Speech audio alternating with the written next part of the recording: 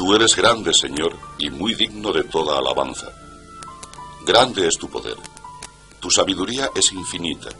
Y yo, un hombre, parte insignificante de la creación, quiero alabarte. Pero eres tú mismo, Señor, quien me anima a encontrar mi satisfacción alabándote, porque nos hiciste para ti, y nuestro corazón no encuentra sosiego hasta que descanse en ti. ¿Y qué es, Dios mío, lo que me propongo decirte? Solo una cosa, que no sé de dónde he venido a esta vida mortal, o quizá a esta muerte vital. No lo sé. Sí sé que tuve una buena acogida, los consuelos y detalles de tu ternura, según oí contar a mis padres. Pero ¿qué ocurrió antes de esta época, Dios mío? ¿Estuve en alguna parte? No tengo quien me explique este enigma. Sin embargo, un ser animado como el mío, ¿de dónde podría proceder sino de ti, Señor? ¿Es que alguien puede ser autor de sí mismo? Señor, tú eres el Ser Supremo, y no cambias.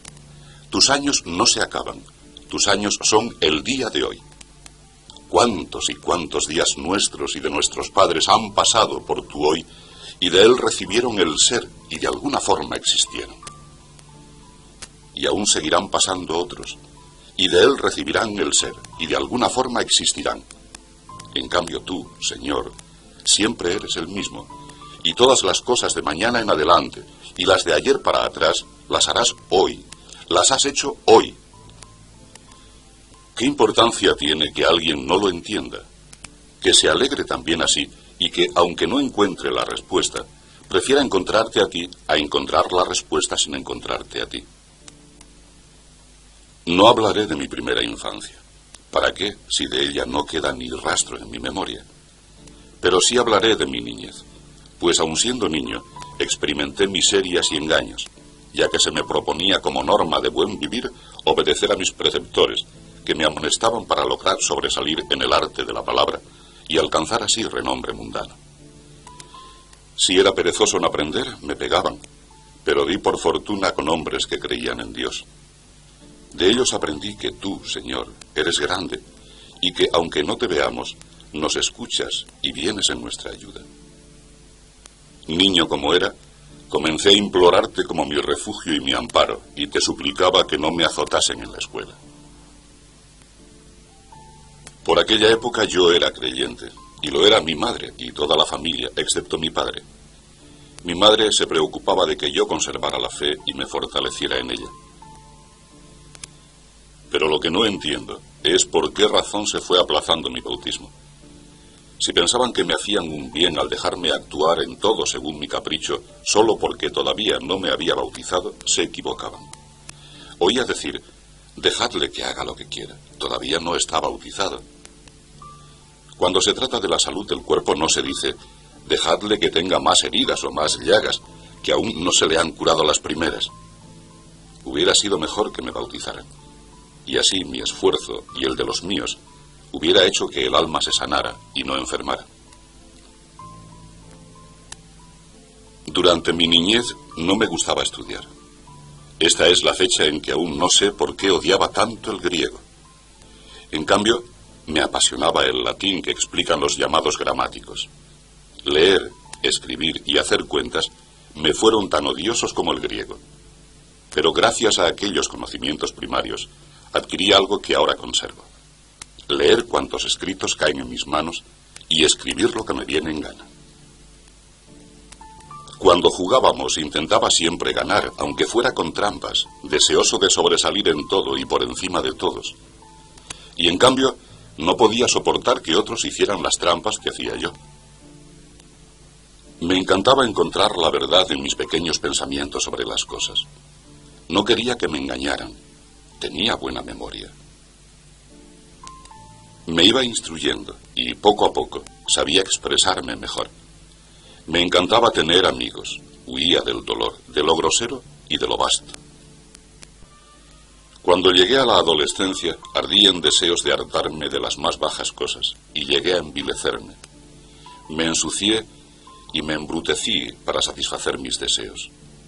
Me sentía inquieto y nervioso, solo ansiaba satisfacerme a mí mismo y hervía en el deseo de fornicar. A mis 16 años me entregué totalmente a la carne, al furor de la satisfacción sensual, permitida y hasta aplaudida por la desvergüenza humana, pero contraria al amor de Dios. Ni siquiera los míos se preocuparon de que evitara tanto pecado. Más bien al revés, porque recuerdo que cierto día en que mi padre me vio en los baños y observó las señales de mi pubertad, vi como si se alegrara pensando ya en los nietos que yo podría darle, y fue a contárselo satisfecho a mi madre. Pero tú, Señor, ya habías inaugurado tu templo en el pecho de mi madre. Aunque yo no estaba bautizado aún, ella temió que me internara por sendas tortuosas, y con gran seriedad me recalcó que evitara la fornicación. Poco caso hice de sus advertencias, pues me parecían cosa propia de mujeres que me hubiera dado vergüenza obedecer. Pero eran avisos tuyos, Señor, sin darme yo por enterado. Es más, estaba convencido de que tú seguías mudo y de que solo era mi madre la que hablaba. Mi padre había decidido que fuera a estudiar a Cartago. Esta decisión fue debida a su entusiasmo por mi talento y no porque le sobrara dinero, pues era un modesto ciudadano de Tagaste. Cuando llegué a Cartago, crepitaba a mi alrededor como una sartén un hervidero de amores impuros. Por aquella época yo andaba a la búsqueda de un objeto de amor, y por fin caí en sus redes. Fui correspondido y llegué a disfrutar de unas relaciones secretas, y aunque pude gozar del vínculo del placer, pronto siguieron como varas de hierro candente celos, sospechas, temores, enfados y peleas. Los estudios que realizaba, que se llamaban nobles, tenían por objeto conseguir sobresalir en los tribunales frente a los contrincantes. Se lograba tanto mayor éxito y elogios cuanto más procedimientos fraudulentos emplearan. Yo era el número 1 de mi promoción en la escuela de retórica y me sentía orgulloso e hinchadísimo de soberbia y pedantería. Siguiendo el programa usual de mis estudios, llegué a un libro de un tal Cicerón, cuyo lenguaje todos admiraban, aunque no igualmente su contenido. Este libro incluye una exhortación a la filosofía y lleva por título Hortensio. Su lectura cambió mi manera de pensar, mis aficiones y mis sentimientos. De repente me pareció que todo era vacío e inútil, y de una manera inexplicable en mí, comencé a desear con todo mi corazón la verdadera sabiduría. Tenía yo entonces 19 años, y hacía 2 que había muerto mi padre. Recibía de mi madre el dinero para mis estudios. Motivado por este libro, deseaba ardientemente remontar el vuelo hacia ti por encima de las cosas terrenas. Eras sin duda tú, Señor, quien, sin que yo lo supiera, me atraías a ti, porque en ti está la sabiduría, y el amor a la sabiduría tiene un nombre en griego, filosofía. Aquel tipo de literatura me iba enardeciendo en ese amor. Sin embargo, algo aguaba en mí aquella hoguera tan grande. Era el no hallar en la obra el nombre de Cristo, porque este nombre lo había aprendido yo de mi madre y lo conservaba profundamente en mi corazón. Por eso, aunque el libro de Cicerón fuera una obra literaria bien escrita y seria, en el fondo no acababa de entusiasmarme del todo. Así pues, tomé la resolución de dedicarme al estudio de las Sagradas Escrituras y evaluar su contenido. Pero yo era demasiado soberbio para bajar la cabeza al entrar en ellas y demasiado ignorante para desvelar tanto misterio. Mi soberbia despreciaba su estilo y mi ignorancia no sabía penetrar en su contenido. Hinchado de soberbia, consideraba que yo era un fuera de serie y que era perder el tiempo leerlas. Y así vine a caer en manos de cierto grupo de hombres, los maniqueos, de orgullo delirante, carnales y charlatanes a más no poder. Repetían machaconamente, verdad, verdad. Pero la verdad nunca se hallaba en ellos y sus palabras eran pura falsedad. No solo las que se referían a ti, que eres la misma verdad, sino también las referentes a las cosas creadas. Pero ¿dónde estaba entonces la verdad para mí? Poco a poco fui descendiendo hasta la oscuridad más completa, lleno de fatiga y devorado por el ansia de encontrar la verdad. Y la verdad estaba dentro de mí, más íntima a mí que lo más interior de mí mismo, más elevada que lo más elevado de mí. No sabía que Dios es espíritu, y no un ser dotado de miembros a lo largo y a lo ancho, ni un ser con masa, porque la masa, aun suponiendo una cantidad infinita, no puede estar en todas partes como el espíritu, como Dios. También desconocía qué es lo que hay en el hombre por lo que es y que se llama imagen de Dios, y lo somos de verdad, según el testimonio de la Escritura. Tampoco tenía idea de la verdadera justicia, la que juzga no por la costumbre y las apariencias, sino por la ley rectísima de Dios. Como desconocía estas y otras muchas cosas, me reía de la vida de los patriarcas y de los profetas escrita en las Sagradas Escrituras, aunque al reírme de ellos, ¿qué conseguía sino que tú te rieras de mí? Fui cayendo poco a poco e insensiblemente en las extravagancias enseñadas por los maniqueos, al punto de creer que cuando los higos se arrancaban del árbol, ellos y la higuera, que era su madre, lloraban lágrimas de leche. Y que si algún santón de la secta maniquea se comía el higo que otro había arrancado, después en la oración, llorando y eructando, exhalaba ángeles e incluso partículas de Dios. Esas partículas hubieran estado encerradas siempre en el higo, de no haber sido liberadas por el diente de ese varón elegido. Después de aquellos años pasados en Cartago, abrí cátedra por primera vez en Tagaste, mi ciudad natal. Entretanto, mi madre, fiel cristiana, lloraba por mí porque veía mi muerte espiritual. Tú la escuchaste, Señor. La escuchaste y no desdeñaste las lágrimas que regaban la tierra donde oraba. Porque si no, ¿cómo explicar aquel sueño con que la consolaste?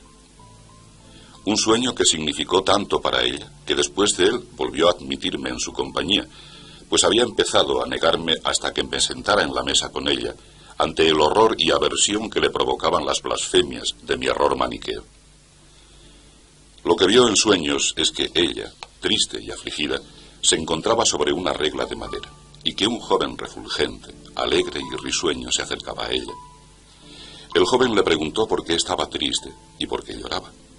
Y al responderle ella que lloraba mi perdición, le mandó que se tranquilizase y que observara con detenimiento que donde ella estaba, también estaba yo. Ella miró y me vio a su lado, de pie, sobre la misma regla de madera.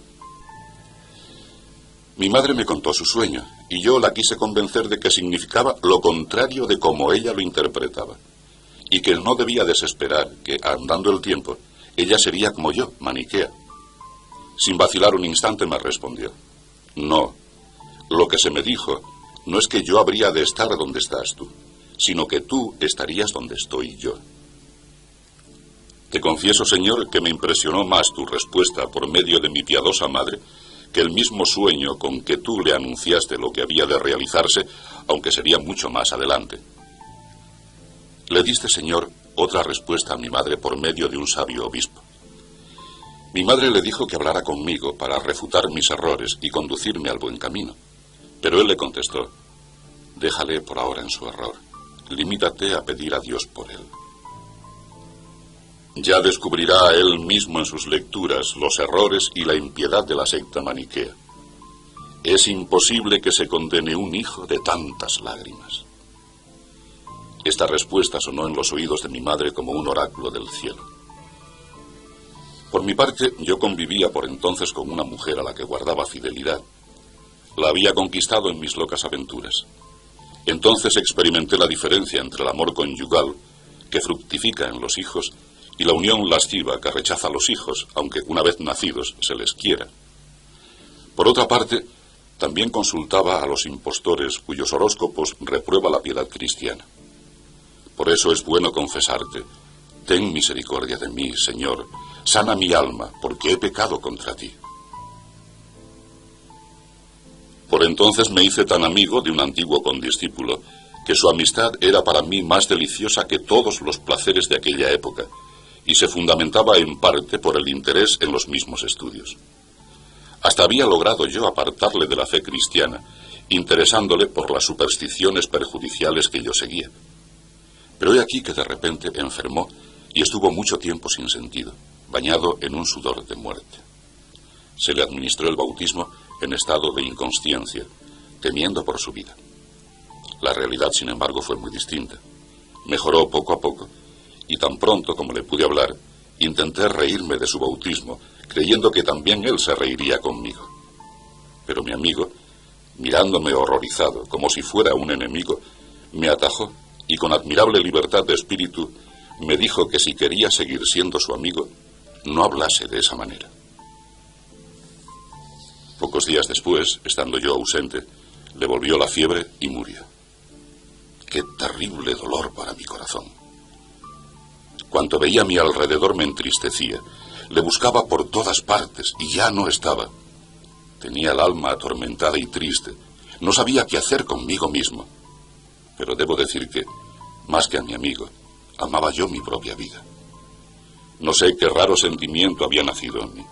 Sentía un gran tedio de vivir y a la vez un terrible miedo a la muerte. Mas no en vano corre el tiempo, y poco a poco fue cediendo mi dolor y dando paso al consuelo de placeres y diversiones con otros amigos.